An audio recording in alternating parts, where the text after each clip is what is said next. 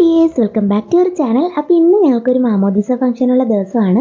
9:30 ആയപ്പോഴാണ് വീട്ടിൽ നിന്ന് ഇറങ്ങിയത്. 10 മണിക്കാണ് പള്ളിയിലെ ഫംഗ്ഷൻ. അപ്പോൾ ഈ പോകുന്ന വഴിക്ക് നല്ല രസമായിരുന്നു കാണാനൊക്കെ, വെള്ളവും വയലും ഒക്കെ ആയിട്ട്.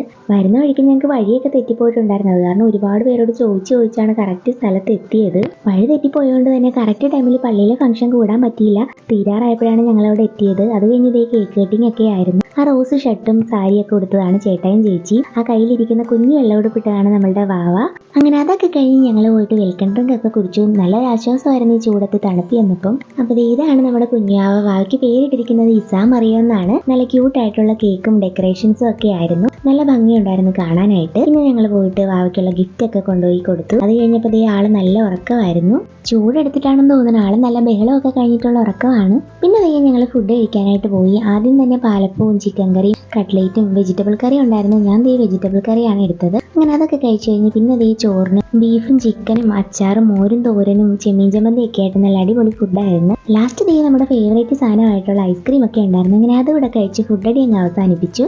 പിന്നെ ഒരു 3 മണിയൊക്കെ കഴിഞ്ഞപ്പോഴത്തേക്കും ഞങ്ങൾ തിരിച്ച് വീട്ടിലേക്ക് പോകാനായിട്ട് ഇറങ്ങിയതായിരുന്നു. വരുന്ന വഴിക്കതേ ഞങ്ങൾ അടുത്തുള്ള ഒരു കടപ്പുറത്ത് പോയി കുറച്ച് നേരം അവിടേക്ക് ഇരുന്നു. നല്ലൊരു ആശ്വാസമായിരുന്നു. കാര്യം ചൂട് സഹിക്കാൻ പറ്റുന്നില്ല. ഇവിടെ വന്ന് നിന്നിട്ടാണെങ്കിൽ പോകാനും തോന്നുന്നില്ല. കാറ്റാടി കണ്ടുകൊണ്ട് ഇറങ്ങിയതാണ്. അവിടെ ചെറിയ കാറ്റാടി മരമൊക്കെ ഉണ്ടായിരുന്നു. അങ്ങനെ അതിൻ്റെ ഇടയിൽ കൂടെ ഒരു കാര്യമില്ലാതെ ഇങ്ങനെ നടന്നു പോവുകയാണ്. എവിടെ പോവാന്ന് എനിക്ക് പോലും അറിയത്തില്ല.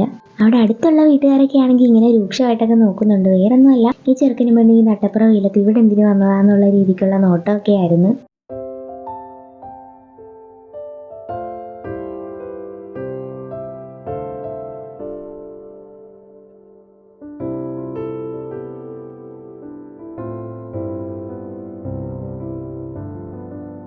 അങ്ങനെ ഒരു 10-20 മിനിറ്റോളം അവിടെ തന്നെ ഇരുന്നത് കഴിഞ്ഞ് ദാഹിക്കാൻ തുടങ്ങിയപ്പോഴത്തേക്കും ഞങ്ങൾ അടുത്തുള്ളൊരു ബേക്കറി കയറിയിട്ട് ഓരോ സോഡാ നാരങ്ങയൊക്കെ കുടിച്ചു.